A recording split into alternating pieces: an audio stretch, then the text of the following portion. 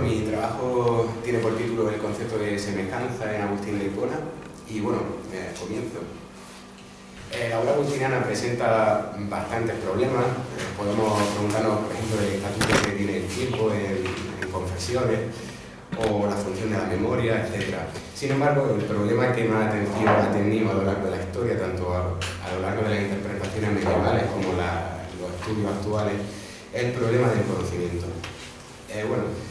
Yo creo que un estudio, un análisis filosófico o acerca de las tesis filosóficas o gnoseológicas de cualquier otro filósofo debería dar cuenta de dos cuestiones. Por un lado, el estatuto ontológico del conocimiento y por otro lado, la cuestión genética, es decir, cómo se produce el mismo. En el caso de Agustín, los estudiosos han interpretado de dos modos que son radicalmente dispares el estatuto ontológico del conocimiento, y estas interpretaciones han arrojado tres respuestas diferentes a la pregunta por la génesis. Entonces, en primer lugar, hay que tener en cuenta que Agustín marca constantemente la idea de que el conocimiento es necesariamente verdadero.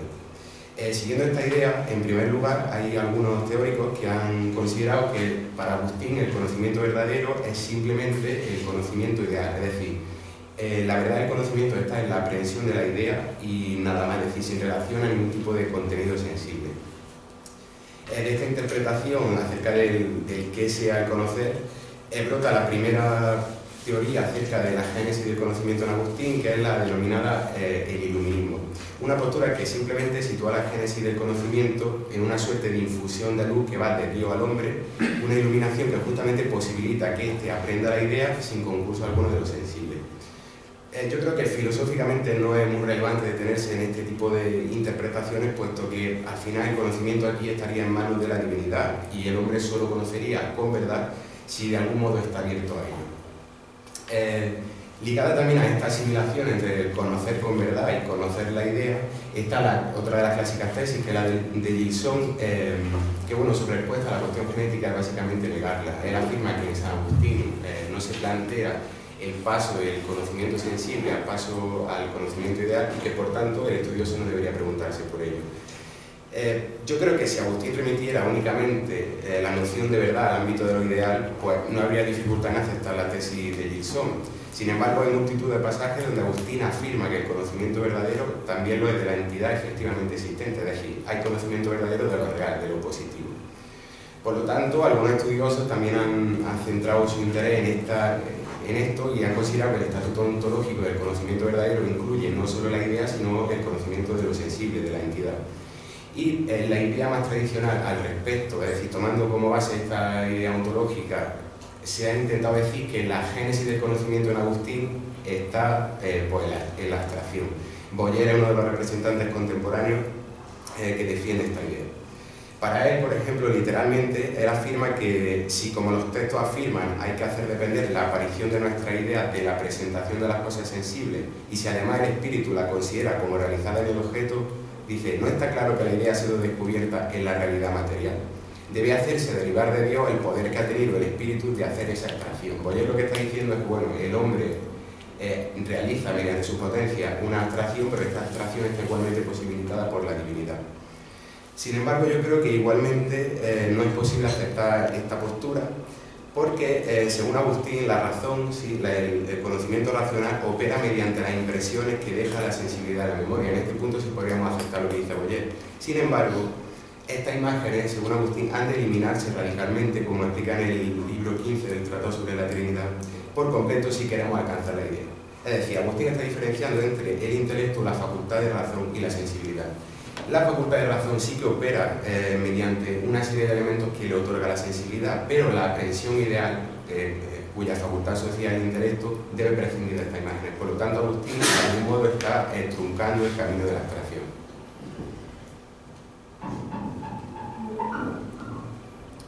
Entonces, aceptando esta idea de que el conocimiento verdadero es el conocimiento de lo ideal y de lo sensible, tenemos que preguntarnos por la génesis del conocimiento si hay otra salida a este tipo de problemas. Yo voy a intentar mostrar aquí que es posible acercarse a esta cuestión atendiendo al concepto de semejanza. Este concepto es muy importante en la filosofía medieval y se ha utilizado con multitud de sentidos. Normalmente los filósofos medievales lo toman, por supuesto, de la lectura del Génesis, del capítulo 1 y el capítulo 5, donde ahí se afirma que el hombre es creado a imagen y semejanza de Dios. A partir de esta idea, el concepto es utilizado sobre todo para elaborar también para dar el estatuto ontológico del hombre y diferenciarlo del resto de los seres creados. Igualmente tiene una significación ética, pues la perfección en la vida se alcanza recobrando la semejanza que originalmente tiene el hombre y que perdió en el pecado original. Sin embargo, Agustín amplía dicho concepto y lo utiliza repetidamente, no solo según estas dos notas, sino también siguiendo intereses ontológicos y gnoseológicos. De la ontología no me da tiempo a decir nada, simplemente es preciso retener que para el hiponense el ser del ente se resuelve siempre en su ser semejante, es decir, toda entidad es lo que es justo y solamente porque se asemeja a su idea o arquetipo eterno. Aquí me voy a centrar en el sentido gnoseológico que da el filósofo a este concepto. Agustín, en el libro 9 del Tratado sobre la Trinidad, afirma que no es posible el conocimiento sin que se dé una semejanza entre el sujeto conocente y la cosa conocida, repitiendo una idea griega que está también en Plotino, en el Pseudo Dionisio, y que fue recogida posteriormente por Máximo, por Escotoriúgena, Nicolás de Cusa, el maestro Eckhart. Esta idea se puede ver a lo largo de la tradición. Entonces, como vemos, la formulación agustiniana es eminentemente trascendental, pues lo que está haciendo es colocar esta semejanza como condición de posibilidad del conocimiento. Así, en primer lugar, hemos de preguntarnos en qué consiste dicha semejanza y, en segundo, es preciso esclarecer la génesis del conocimiento teniéndola en cuenta. Bueno, uno de los intérpretes que se ha acercado a esta noción es Dermot Moran, que dice que el concepto de semejanza hay que entenderlo del siguiente modo. Afirma literalmente, la cosa conocida coengendra su conocimiento en el que conoce. Cuando el espíritu contempla un objeto, el acto de conocimiento y la cosa conocida se juntan para producir conocimiento. De manera que esta semejanza trascendental es descrita como un doble concurso o como una correlación entre sujeto y objeto.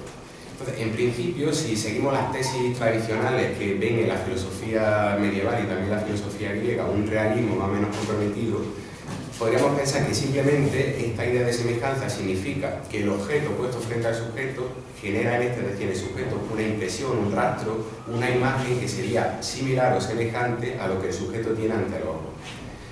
Esta tesis, bueno, es la idea tradicional, sin embargo, de nuevo, los textos agustinianos la ponen en entredicho, puesto que en multitud de pasajes él parece hacer depender dicha semejanza de la propia subjetividad. En otras palabras, el hiponense afirma que para que dicha semejanza se dé, es necesario que el sujeto realice un movimiento, una especie de transformación interna. José Ramón San Miguel recalca al respecto la imposibilidad, literalmente, de que la mente conozca lo exterior a ella sin conocerse a sí misma. Y Morán afirma en esto que conocer un objeto es conocer, y conocer es conocer que uno conoce, y por tanto el conocimiento implica autoconocimiento. Si tenemos en cuenta, junto a esto, otra de las ideas agustinianas que más se repiten, por ejemplo, en el libro 9 sobre el Tratado de la Trinidad, según la cual conocerse es determinarse como ser finito, entonces esto parecería indicar que la autodeterminación del alma es condición de posibilidad del conocimiento, o en otros términos, de la determinación del ente en su ser. De modo que este tipo de ideas, pues, pone en jaque un poco la consideración realista de parte de la filosofía medieval. Entonces tenemos que preguntarnos si quiere decir todo esto que en la filosofía agustiniana aparece alguna forma de idealismo en el sentido en que el conocimiento está mediado y modificado por ciertos elementos de la subjetividad. O del mismo modo podemos preguntarnos si afirma Agustín que lo ante los ojos no genera una impresión verdadera en la mente si ésta no está conformada de cierto modo.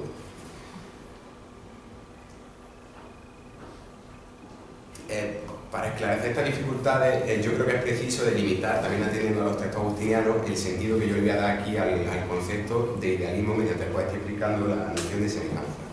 Y propedéuticamente podemos acercarnos rápidamente a Kant. Según Kant, como lo sabemos, el ser del ente está determinado por las facultades del entendimiento y la sensibilidad, de manera que mediante el concurso de ambas es posible afirmar con propiedad la categoría ser junto con otras aquello que no aparece.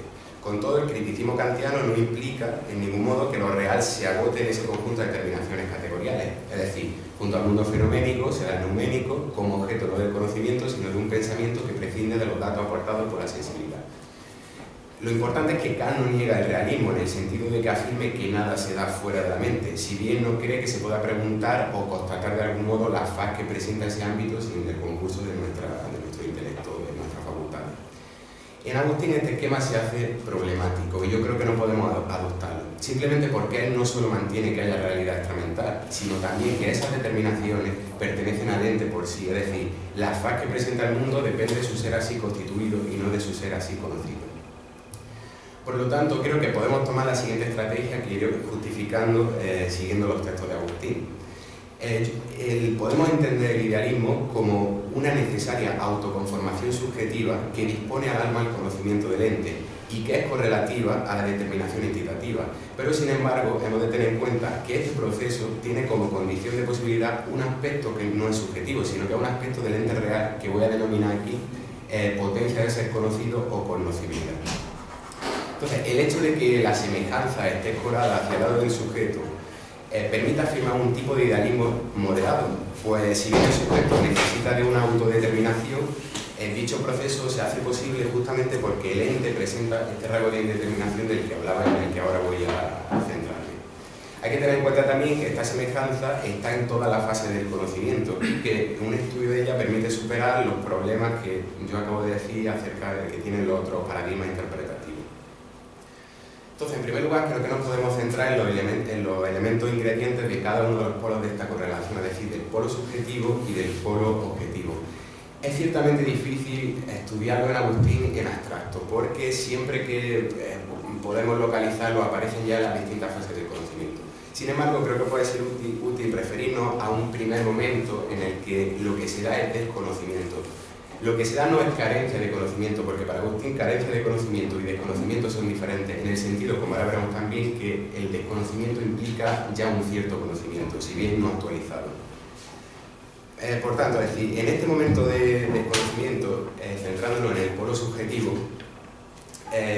lo que encontramos son dos elementos: el momento de desconocimiento y una voluntad de saber que voy a intentar justificar siguiendo los textos. En el libro 12 y 14 del Tratado sobre la Trinidad, Agustín identifica la sabiduría, que para él es el modo de conocimiento por excelencia, con la piedad. La piedad consiste en rendir culto amoroso a Dios, y este amor es sinónimo, literalmente, de suspirar por su visión, por la que creemos y esperamos verlo un día, porque mientras peregrinamos lo vemos como en un espejo y en enigma, pero entonces lo veremos en su plena manifestación. Es decir, aquello que mueve la sabiduría es la fe, que se da justamente por la carencia de visión directa de la divinidad. Pero lo interesante es constatar que el concepto de fe no solo remite al ámbito teológico, sino que Agustín lo utiliza repetidamente, también en el Tratado sobre la Trinidad, para referirse a la presentación de algo que se desconoce. De manera que la fe implica un desconocimiento de Dios y también una tendencia que se dirige hacia la restauración de dicha ignorancia. Y en el conocimiento ocurre lo mismo. La extensión semántica del ámbito teológico al gnoseológico también puede verse en los soliloquios, donde Agustín afirma claramente, ahí no cabe interpretación, que las virtudes teologales son condiciones de posibilidad del conocimiento. En el otro polo del objeto, es decir, en el otro polo de esta correlación, que es el objeto, yo decía antes que el ente aparece indeterminado, al menos en su relación con el sujeto que no conoce, este ente aparece indeterminado, y el siguiente paso consistiría en demostrar que esta indeterminación es sinónima de una actitud que tendría el ente para ser conocido. Y esto de nuevo se puede justificar apelando al comentario literal Génesis, donde Agustín hace una narración de la creación. Lo interesante es que hay dos fases en esta creación. En primer lugar, la creación implica simplemente la existencia de una materia sin forma, materia informe, y esta materia ha de volverse a la luz que está irradiando la divinidad. La luz es el conjunto de ideas, según Agustín, que tiene la divinidad, de tal manera que, como también afirma José Ramón San Miguel, para el ente recibir el ser es también recibir la inteligibilidad. Y esta recepción Agustín la conceptualiza con el concepto de luz. De la misma manera que utiliza luz para hablar de esta especie de potencia cognitiva que tiene la divinidad, lo utilizará, como señala Siaka, para hablar de la razón. Pues la razón, como también afirma el soliloquio, determina en el sentido que es capaz de ofrecer definiciones, distinciones, divisiones, género y parte. Entonces, tomando como clave este concepto de semejanza, podemos atender ya a la génesis real del conocimiento. Agustín en la Trinidad lo explicará siguiendo diversas fases, y la primera de ellas, el conocimiento sensible, en el que realmente todavía la mente no forma ningún concepto. Lo interesante es constatar es que aquí va a estar jugando siempre con esta estructura dual que realmente es trinitaria, es decir, tenemos la parte del objeto, la parte del sujeto y la síntesis de ambas. Y estas trinidades aparecen en cada una de las fases modificadas en función de los contenidos que hay ahí. En la primera trinidad tenemos simplemente el sujeto que ve, el objeto visto y la visión como síntesis de ambas. Dice Agustín, la potencia visiva del hombre es incapaz de operar si no está informada, es decir, determinada, por aquello que tiene delante. Pregunta, ¿qué es la visión sino el sentido informado por el objeto que se percibe? Si prescindimos del objeto no hay visión, porque no está posible sin la existencia de un cuerpo visible. De manera que en el primer momento del conocimiento, el sujeto se conforma al objeto, aunque esto aún no implique una vuelta a la interioridad, una autoconformación interna. Lo interesante de esta primera fase es que el objeto se coloca, como vemos, como condición de posibilidad del proceso cognitivo. Si no hay objeto que mirar, ni siquiera hay visión. Agustín se va a enfrentar a la aporía que presenta el inicio, este inicio y el paso a la siguiente trinidad, que es la que efectivamente se genera un concepto. Esta aporía es la siguiente, se pregunta por el amor, pero de nuevo en múltiples pasajes él va a hacer sinónimo la fe del amor. Pregunta, lo que se pregunta Agustín es cómo es posible que el sujeto tenga una tendencia intencional hacia el conocimiento de ese objeto. Y pregunta, ¿cómo se puede amar lo que se desconoce? Agustín responde negativamente, el amor ha de estar ya dirigido hacia algo conocido, pero la pregunta siguiente es, si ya es conocido, ¿cómo es que se quiere conocer? Entonces, aquí Agustín solventa este problema distinguiendo entre dos tipos de conocimiento que son correlativos a dos tipos de memoria. Una memoria psicológica, cuyo contenido es el conjunto de imágenes tomadas de la sensibilidad que por sí solas no permiten formar conceptos. Y esto es lo importante, otra memoria subyacente que Agustín denomina oculta, y cuyo contenido es precisamente la forma eterna. De manera que en este punto el sujeto ha de determinarse o de autoconformarse según esa forma eterna que ya contenía, que estaban contenidas en la mente de manera no actualizada para generar conocimiento. Dice Agustín que existe aún otra trinidad más íntima que la de los sentidos y las cosas sensibles, aunque de ella trae su origen. No es ya el cuerpo exterior el que informa el sentido, sino la memoria que informa la mirada del alma al adherirse a dicha facultad, la imagen del cuerpo que fuera nosotros sentimos. Lo importante es que dice, existía ya en la memoria antes de reflexionar nosotros sobre ella, como existió el cuerpo en el espacio antes de ser percibido al nacer la visión. En esta última fase, y ya termino, se pueden aplicar incluso, no voy a entrar porque no me da tiempo, se podrían aplicar aquí otros de los dos conceptos más polémicos, más importantes de la teoría agustiniana que aparecen en este tratado, también en Confesiones, que son los de intentio y extentio. Hay un artículo de Valls en el que intenta explicar que extentio es un concepto que sirve para afirmar el proceso total de conocimiento que va del sujeto intencional hacia el objeto, mientras que intentio sería la concentración o la autoconformación que el sujeto hace mediante la cual mira a la idea y la actualiza en su mente. De manera que yo creo que este análisis pues, permite, ya concluyendo, delimitar por un lado un idealismo sui generis en la filosofía de Agustín, que probablemente cabe ver en muchos otros filósofos medievales, y también resolver un nuevo acercamiento al problema de la génesis del conocimiento, que es uno de los más polémicos de los estudios agustinianos.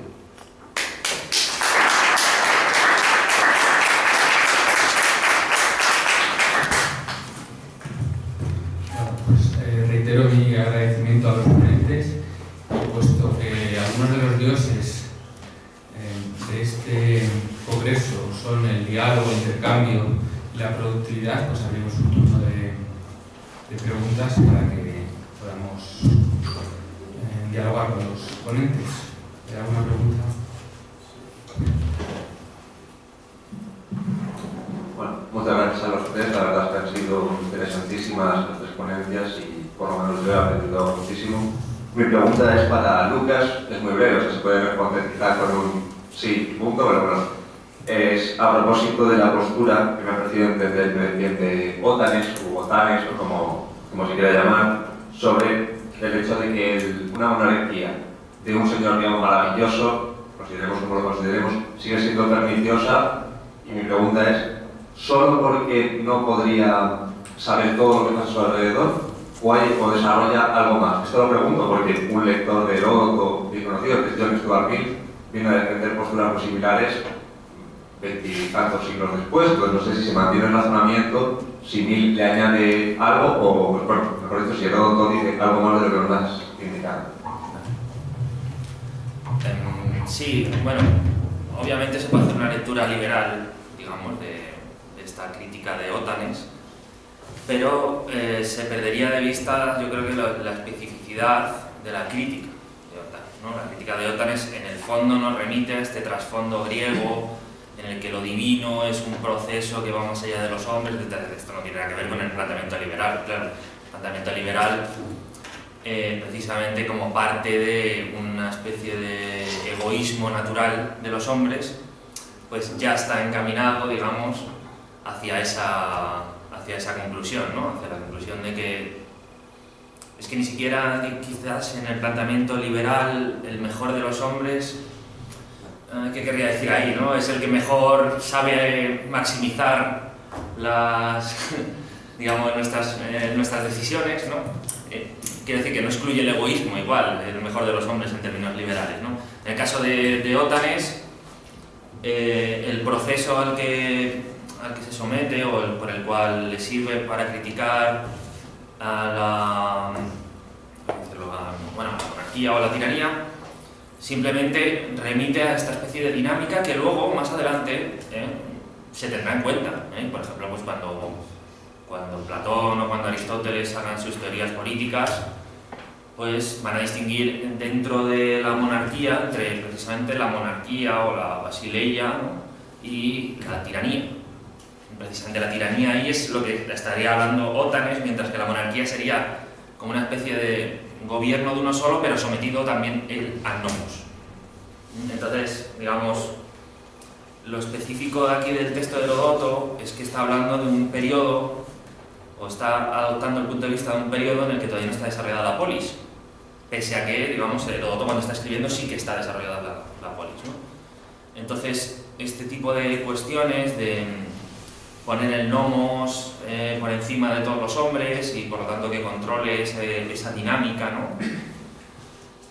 Este tipo de cuestiones están todavía presentes en las discusiones de Heródoto, pese a que, digamos, la teoría política de su tiempo ya las haya sobrepasado, ¿no?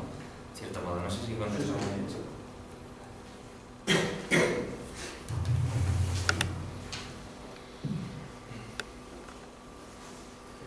Sí. Y muchas gracias a los tres. A Víctor quería pedirle si pudiera, que sea un poco, desarrollar esta idea que me pareció muy interesante de Sócrates como extranjero en Creta, difundiendo ahí la filosofía, y aprovechando a Juan Carlos, muy interesante también lecturas sobre la semejanza.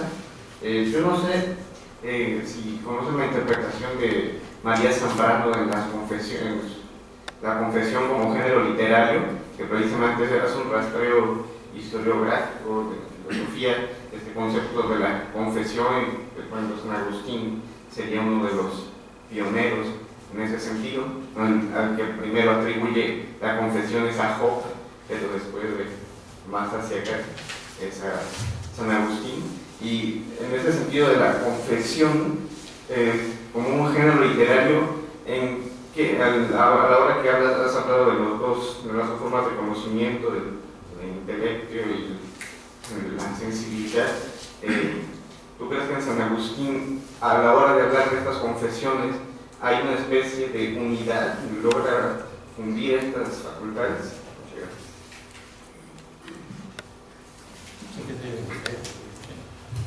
Bueno, brevemente, esta idea, como he dicho, es de Estado, esa sí que es de Estado, y aparece en que es filosofía política.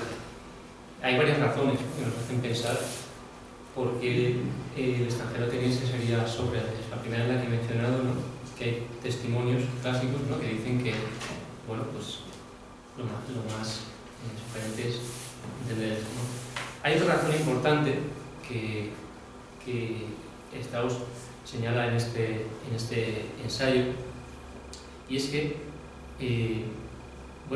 si conoces el juicio, si conoces la historia del juicio, ¿no? Del juicio de Sócrates, se pone la apología, ¿no? Sócrates es muy claro, ¿no? No duda nunca de él sabe lo que tiene que defender, ¿no? Entonces, ¿por qué durante el juicio actúa como actúa? Y no da pie a que, por ejemplo, en lugar de que sus oponentes propongan la muerte como pena, el destierro. ¿Por qué no proponen el destierro? O, en su caso, si se conoce cómo funcionaba en los juicios en esta época de Atenas, ¿no? Sócrates tenía la opción de proponer una alternativa, ¿no? Tenía la opción de proponer, bueno, pues frente a sus oponentes, ¿no? La muerte, pues él tenía que proponer otra cosa. Y él dice que lo lleven, no sé exactamente, no me recuerdo el término, pero que le pongan una paga vitalicia, ¿no? Como a los mejores héroes de Atenas, ¿no? Entonces, claro, muchos de los jueces, porque habían más o menos 500 jueces, ¿no? Es un procedimiento distinto al actual, ¿no? Entonces, aún así, si hubiera conseguido, no sé, 20 jueces, que votaran 20 jueces más a favor de su absolución, pues no habría pasado nada, ¿no? Sócrates habría ido a casa y ya está. Lo que sucede es que Sócrates dice, claro, sigue con la ironía, ¿no? De todo el juicio, ¿no? No sabemos exactamente cómo sucedió el juicio, tenemos también el testimonio de Jenofonte, que es mucho más breve, pero tal y como nos lo enseña, nos lo muestra Platón, constantemente hay un juego con la ironía, ¿no? Entonces, claro, no es del todo justificable, ¿no? Si nos atenemos al texto de Platón, a la poesía en particular, porque ahí es de donde sale esa interpretación, ¿no? ¿Por qué Sócrates podía ser extranjero ateniense? No está del todo justificado porque Sócrates, incluso en Critón, nunca quiere ser desterrado, ¿no? Además, sí, incluso en la mentalidad griega de la época, el destierro es incluso peor que la muerte, ¿no? Dejar de ser ciudadano, para un griego en el momento es la peor pena, ¿no? Entonces, incluso, bueno, pues hay otra interpretación que dice, pues claro, es de acuerdo con la mentalidad griega y no ya con razones más filosóficas, ¿no? Pues, Sócrates, con 70 años que tenía, pues prefiere la muerte al destierro, ¿no? Porque claro, como he dicho, es una pena mayor. Por tanto, bueno, pues como he mencionado otras tesis, para ver también que la de Strauss no es la única y no es quizá la que, bueno, pues actualmente, porque el libro, me parece, la tesis de Zucker, que era la autora que he mencionado, es más reciente, ¿no? El ensayo de Strauss es de los años 40-50. Y, bueno, pues la principal razón que escogía Strauss era precisamente, bueno, pues por el... Claro, esto va mucho más allá, ¿no? Porque, como he dicho, Strauss se basa para leer las leyes en otros filósofos que no son ni actuales, ni siglo XX, ni modernos, ¿no? Entonces, hay muchas más razones, ¿no? Por ejemplo, la que he mencionado, por qué, por ejemplo, encontramos pasajes literalmente repetidos en las leyes. ¿Por qué hace esto? Claro, establece que soy deliberado y otros autores han dicho que no, claro. Pasajes repetidos por boca del que sería Sócrates, ¿no? Entonces, hay distintas razones que hacen pensar que justifica Strauss esta elección, ¿no? Esta propuesta de ver al extranjero ateniense como Sócrates, que habría huido de Atenas, ¿no? Pero a mí me parece más convincente la de... He puesto la de Strauss, pero he señalado la de Zucker porque me parece más convincente.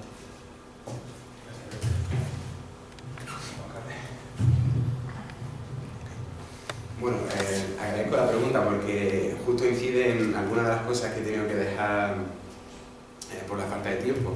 En cuanto a la idea de Zambrano, yo no tengo ningún problema en aceptar que las confesiones agustinianas son un género literario, además por la gran belleza que tiene el texto, que es el único texto agustiniano que es bello, los demás son áridos mucho. Y bueno, de hecho el propio Agustín dice que su obra, que justo las confesiones tienen un valor terapéutico fundamental, tanto para él como para los lectores. Y en cuanto a la unidad de las tesis que presentan en tratados más complejos, como el que ha analizado y otras obras diferentes, como podrían ser las confesiones, yo creo que se pueden enlazar sin problema alguno. Y este enlace viene también con ese par conceptual del que he hablado rápidamente, que es el de extentio e intentio. Él desarrolla estos dos conceptos en el libro 11 cuando habla de la aporía del tiempo. Y termina diciendo en ese libro que la vida del pecador la conceptualiza con el término extentio y significa una especie de dispersión en las cosas que uno tiene ante los ojos, en las cosas presentes, de tal manera que se cierra cualquier acceso a la divinidad. Relacionando esto con el conocimiento normal, que es decir, el conocimiento racional, que Agustín no lo deniega en ningún momento, sin embargo no cree que sea el conocimiento genuino o el conocimiento que lleva a lo que a él más le interesa, que es el conocimiento de sí mismo como imagen divina. Y por otro lado, aquí también habla de la intentio como una especie de concentración en el presente, del mismo modo, es decir, en el presente sin dispersarse en las entidades, del mismo modo que la intentio, no ya en relación a la forma de vida, una forma de vida santa, sino en relación a la forma de conocer, remitiría a la aprehensión ideal. De hecho, estos análisis de extentio e intentio lo hizo Heidegger hasta los años 30 y aparece, en Ser y Tiempo aparecen algunas de las notas, de las pocas que tiene, que Agustín mismo con estos dos conceptos remitiría, por un lado, la dispersión a lo que Heidegger llama la caída en el uno, y la intentio o concentración a lo que Heidegger denominaría la vida en propiedad. Aunque yo creo que, bueno, que Heidegger ahí también le varía un poquito, pero eso ya sería otra cuestión. ¿Alguna pregunta más? Bueno, pues si no hay más preguntas, damos por concluida la primera sesión de esta mesa y reanudamos en 15-20 minutos, si os parece bien, y así adelantamos un poco, vamos con un poco de retraso, ¿vale? Entonces, 15 minutos, empezamos la segunda sesión. Gracias a todos.